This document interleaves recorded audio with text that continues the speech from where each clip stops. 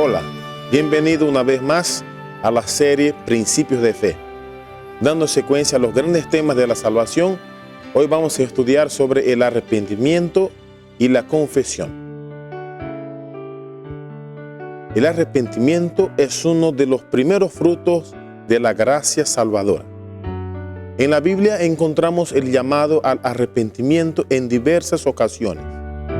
Escribiendo a los judíos cuando eran cautivos en Babilonia, Ezequiel dijo: arrepentíos y volved de todas vuestras transgresiones, para que la iniquidad no os sea causa de tropiezo.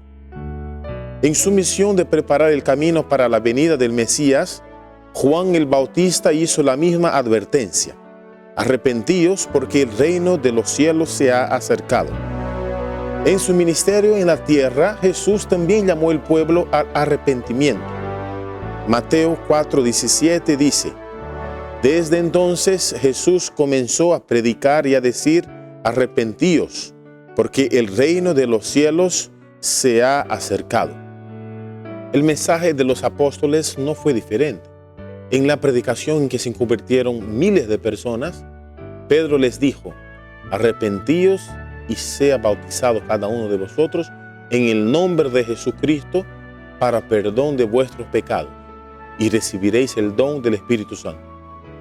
En todos los momentos de reavivamiento y de predicación del Evangelio, el llamado al arrepentimiento estuvo presente, y hoy no es diferente. El Señor nos llama para que nos arrepintamos. En Hechos 17:30 la Biblia dice: por eso, aunque antes Dios pasó por alto los tiempos de la ignorancia, en este tiempo manda a todos los hombres en todos los lugares que se arrepientan.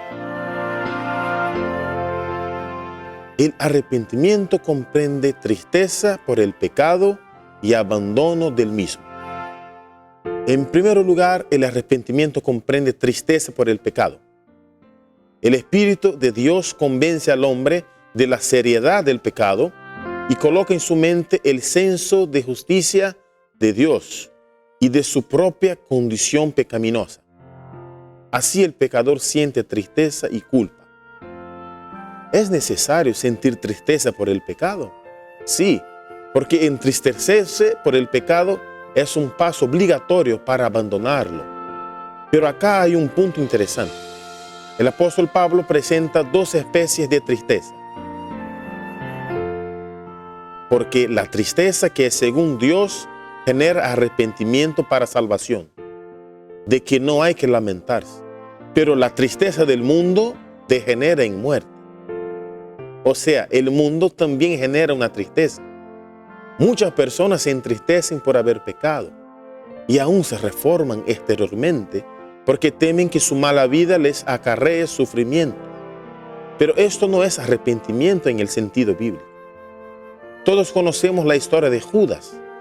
Él cobardemente traicionó a Jesús, pero cuando vio que las cosas no saldrían como él había planeado, se entristeció, no por el acto pecaminoso, mas por la consecuencia de su pecado.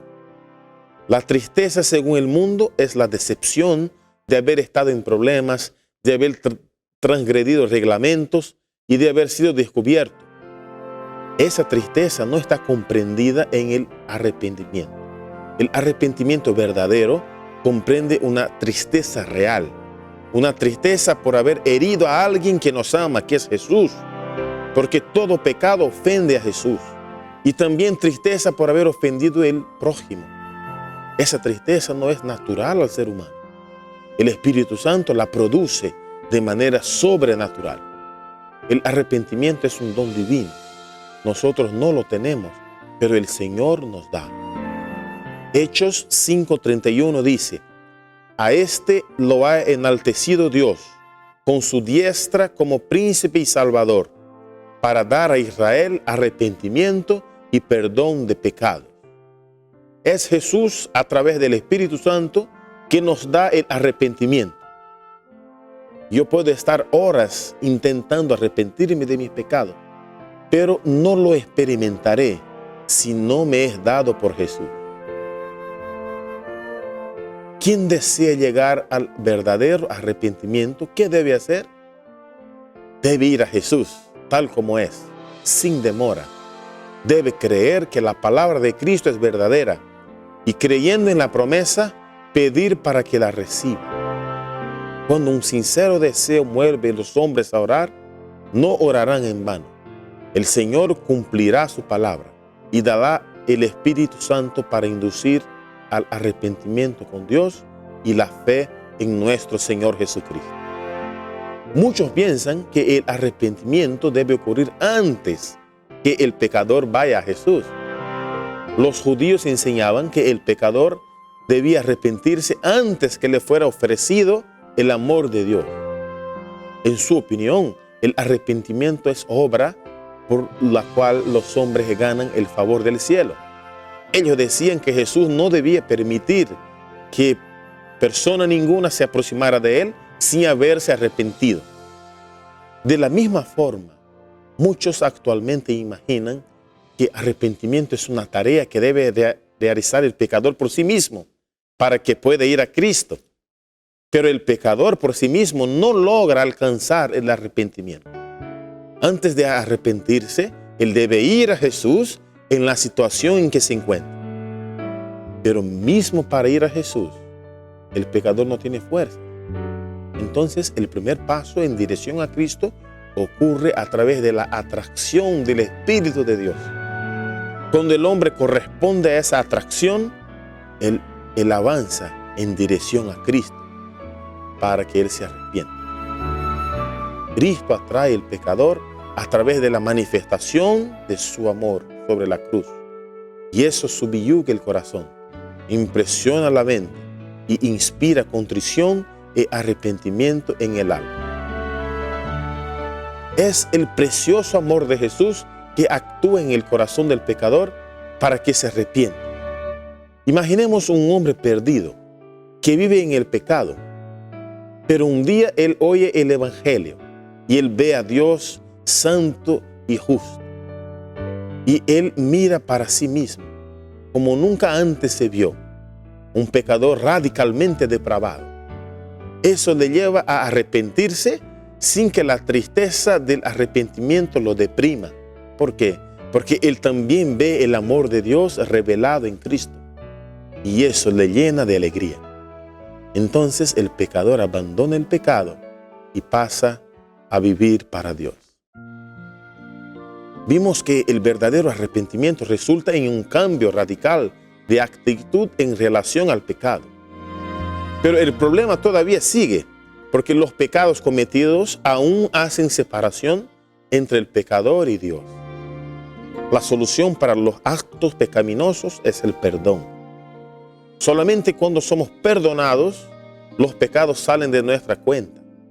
Pero antes que el pecador reciba el perdón, es necesario que él confiese sus pecados. Confesión y perdón son colocados juntos en la experiencia de todos los cristianos. Jamás hubo alguien que, habiendo confesado sinceramente sus pecados, no haya sido perdonado. Y por otro lado, jamás alguien ha sido perdonado sin que haya confesado sus pecados. En 1 de Juan 1:9 leemos: si confesamos nuestros pecados, Él es fiel y justo para perdonar nuestros pecados y limpiarnos de toda maldad. La confesión es el paso siguiente al arrepentimiento. En verdad, la confesión es un requisito para que el arrepentimiento alcance sus efectos, porque el hombre que no confiesa no logra abandonar el pecado. El Espíritu Santo despierta una aversión al pecado y cuando ofendemos a Dios y al prójimo, viene sobre nosotros un sentimiento de tristeza. Ese sentimiento no es malo cuando viene de la parte de Dios. Pero el Señor no desea que sintamos esa tristeza indefinidamente. Muchas personas pasan años en depresión, oprimidas por la culpa de haber hecho algo malo. Dios actúa de manera diferente. Al mismo tiempo en que nos llena de tristeza por el pecado, el Señor apunta a una solución que comienza con la confesión. En Proverbios 28:13 la Biblia dice: el que encubre sus pecados no prosperará, pero el que los confiesa y los abandona alcanzará misericordia. La verdadera confesión es siempre de un carácter específico y reconoce pecados particulares. Pueden ser de tal naturaleza que solo puedan presentarse delante de Dios. Pueden ser males que deban confesarse individualmente a los que hayan sufrido daño por ello. Pueden ser de un carácter público y en ese caso deberán confesarse públicamente. Pero toda confesión debe hacerse definida y directa para reconocer en forma definida los pecados de los que uno sea culpable. El pecado es una ofensa siempre dirigida a Dios. Pero a veces también ofendemos a una persona en particular o un grupo de personas. Entonces la verdadera confesión es dirigida a quien ha sido ofendido. Por eso toda confesión debe dirigirse primeramente a Dios. Después de haber cometido un gran pecado que ha sido expuesto para toda la nación, David dijo en el Salmo 51, verso 4, contra ti solo he pecado y he hecho lo malo ante tus ojos. Él reconoció que Dios había sido el principal ofendido por su pecado, aunque también otras personas habían sido ofendidas. En este caso específico, David confesó su pecado delante de toda la nación. Imagínese un rey humillándose públicamente. No es fácil, pero esa era la exigencia de Dios para que él fuera perdonado. Hay casos en que la ofensa involucra a una persona. Entonces la confesión debe ser dirigida a ella y a Dios. En otros casos, la ofensa alcanza a un grupo limitado de personas. Entonces la confesión debe dirigirse solamente a ellos y también a Dios. En los casos en que el pecado es de carácter público, la confesión también debe ser pública. Pero en todos los casos, la confesión debe ocurrir de manera definida y clara, sin excusas. También es importante que el pecador sea humilde al confesar su pecado. Una postura de orgullo y de arrogancia anula la confesión.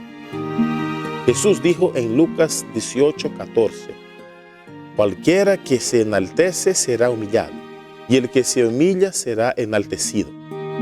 La confesión humilde solo ocurre a través de la acción del Espíritu Santo. Por nosotros mismos jamás lograríamos humillarnos verdaderamente, pero el Señor nos concede la humildad y nos capacita para confesar nuestros pecados.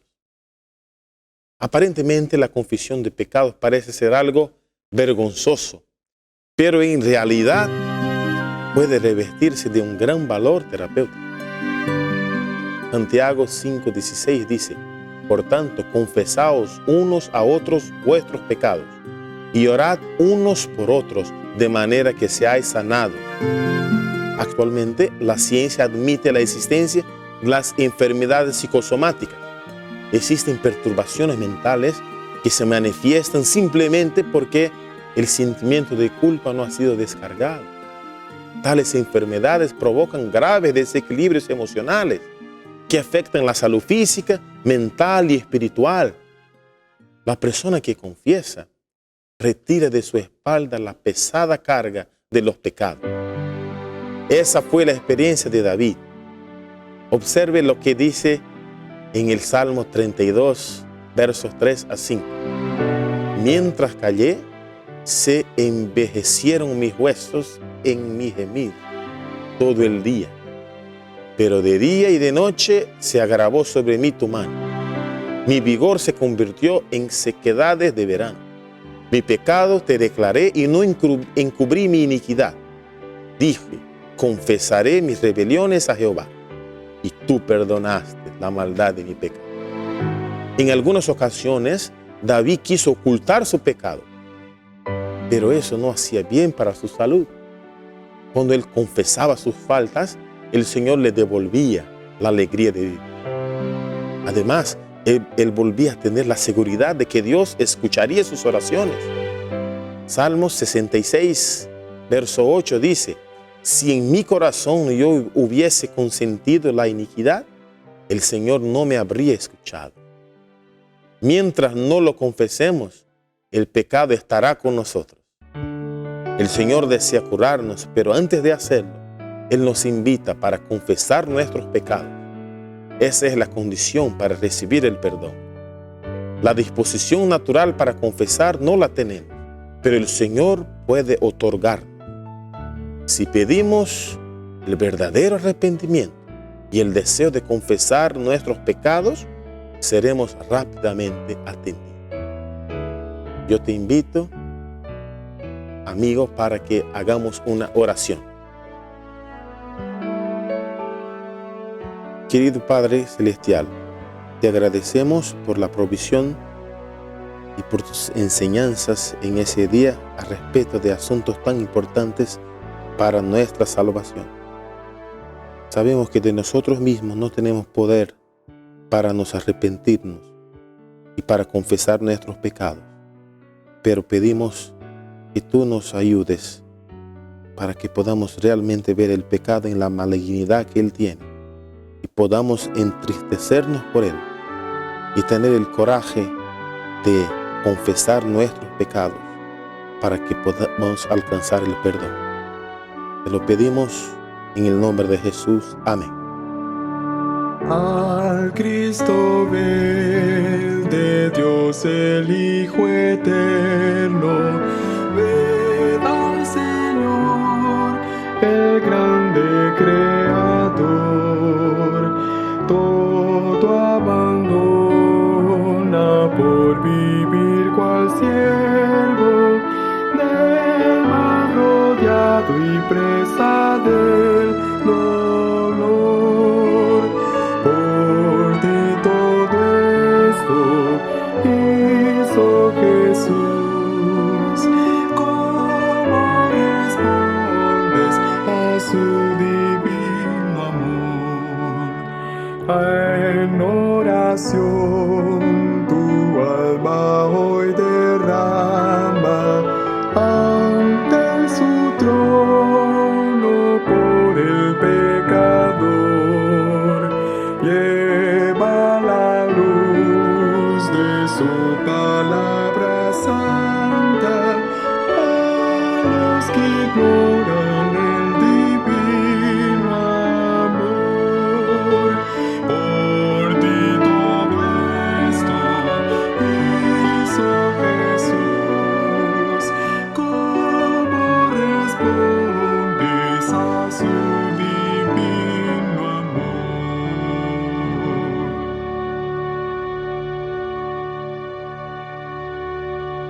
Amigo oyente, agradezco por tu preciosa audiencia y te invito para que asistas al próximo tema.